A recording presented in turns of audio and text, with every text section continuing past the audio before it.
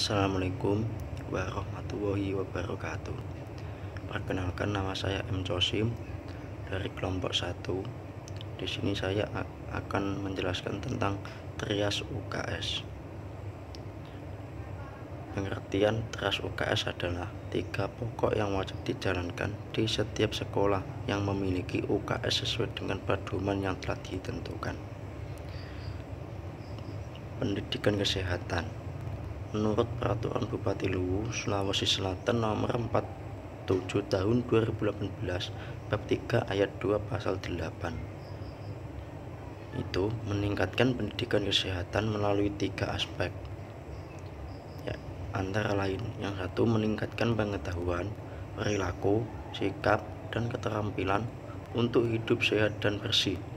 Yang kedua, meningkatkan kesadaran dan pembiasaan hidup sehat dan bersih, serta daya tanggap terhadap pengaruh buruk di luar.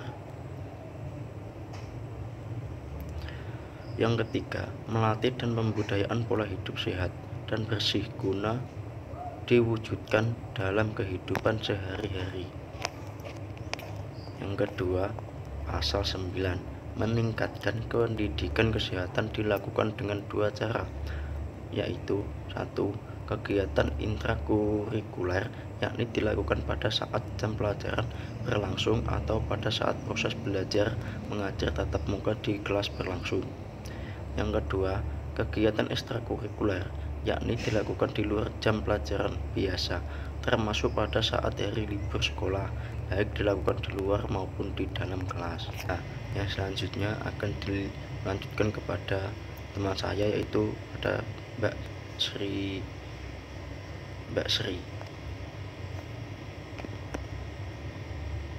Bismillahirrahmanirrahim. Selanjutnya saya akan menjelaskan slide 5. Jadi menurut Peraturan Bupati Luwu, Sulawesi Selatan Nomor 47 Tahun 2018 Bab 3 Ayat 2 Pasal 10 bahwa pendidikan kesehatan itu bisa dilaksanakan melalui ekstrakurikuler. Yang pertama, bakti sosial. Bakti sosial ini bisa berbentuk misalnya pengecekan kesehatan telinga, pengecekan kesehatan kulit, tetapi untuk masyarakat sekitar sekolahan gitu. Yang kedua, lomba atau kompetensi kesehatan. Misalnya lomba kompetensi kesehatan untuk UKS SD itu contohnya adalah lomba pertolongan pertama untuk luka ringan. Dilaksanakan antar kelas secara bertim atau yang lainnya. Yang ketiga, pemilihan kader kesehatan sekolah atau madrasah berupa dokter cilik, perawat cilik, petugas palang merah.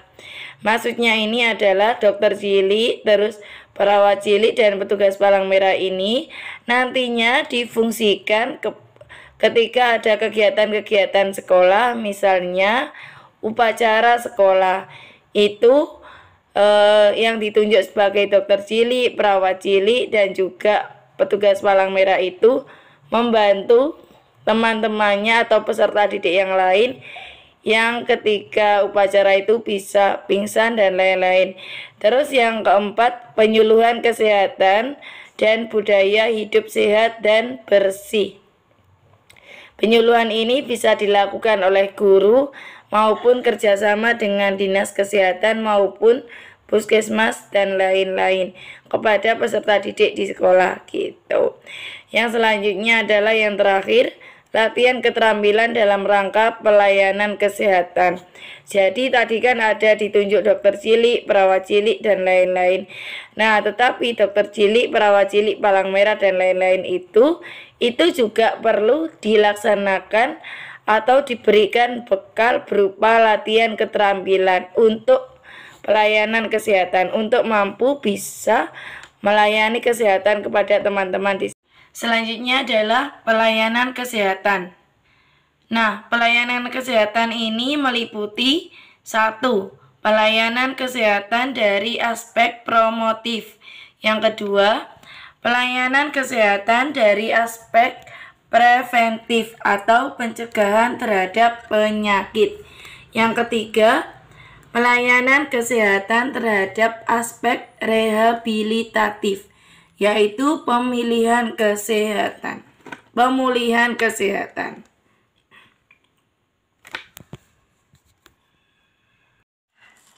Selanjutnya adalah pelayanan kesehatan dari aspek promotif dapat diwujudkan melalui 1.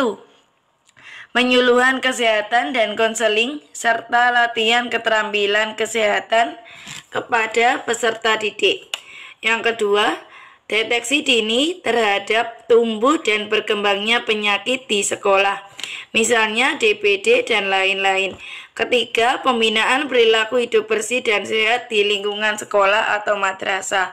Contohnya harus membuang sampah di tempatnya, harus makan yang tanpa micin, dan lain-lain. Yang keempat, pembinaan pengawasan terhadap kantin sehat di sekolah atau madrasah, termasuk tidak boleh menggunakan pewarna dan pemanis buatan. Yang kelima, pemberian informasi tentang gizi di sekolah. Yang keenam, pemanfaatan halaman sekolah sebagai tanaman obat keluarga dan apotek. Selanjutnya adalah pelayanan kesehatan dari segi preventif dapat diwujudkan dalam kegiatan. Yang pertama, penjaringan dan pemeriksaan kesehatan secara berkala kepada peserta didik. Misalnya pemeriksaan kesehatan telinga, kulit, kuku, dan lain-lain. 2. Pemeriksaan dan perawatan gigi dan mulut secara berkala kepada peserta didik. Dan juga ini bisa dilakukan juga penyuluhan.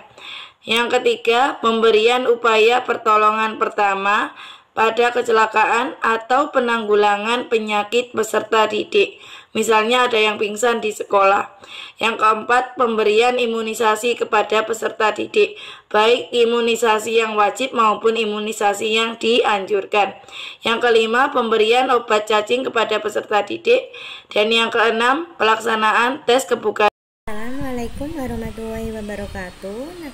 Perkenalkan, nama saya Nurul Noviatin, NPM 11191800087. Saya akan melanjutkan presentasi dari teman saya, yaitu pelayanan kesehatan. Pelayanan kesehatan dari rehabilitatif dapat diwujudkan dalam kegiatan 1. Pemberian obat pasca sakit kepada peserta didik. Misalnya ada yang jatuh, kita sebaiknya harus segera memberikan obat. Yang kedua, pemberian tablet tambah darah kepada peserta didik. Biasanya diberikan oleh pihak puskesmas untuk pemberian tablet tambah darah untuk peserta didik. Yang ketiga yaitu pemberian gizi kepada peserta didik. Yang keempat, pemberian makanan tambahan kepada peserta didik. Pembinaan lingkungan sekolah. Kegiatan bina lingkungan fisik. Kegiatan ini untuk menjadikan sekolah sebagai tempat proses belajar mengajar yang mampu menumbuhkan kesadaran, kesanggupan dan keterampilan peserta didik untuk membudayakan prinsip hidup sehat dan bersih dalam kehidupan sehari-hari. Kegiatan ini mencakup 1. Pelaksanaan dan pemeliharaan kebersihan, keindahan, kenyamanan, ketertiban, keamanan di lingkungan sekolah. Pembinaan dan pemeliharaan kesehatan lingkungan, termasuk kawasan bebas rokok, pornografi, narkotika, dan psikotropika, dan lain sebagainya. Pembinaan lingkungan sekolah. Kegiatan ini bina lingkungan mental, diwujudkan dengan kerjasama masyarakat sekolah guna menumpuk rasa solidaritas dan kepedulian sosial peserta didik. Mencakup kegiatan yang pertama yaitu kerjasama untuk belajar bersama di bawah bimbingan masing-masing. Yang kedua yaitu kerjasama untuk memecahkan masalah persoalan secara bersama-sama. Terima kasih, demikian presentasi dari kelompok kami. Wabillahi taufik wal hidayah. Wassalamualaikum warahmatullahi wabarakatuh.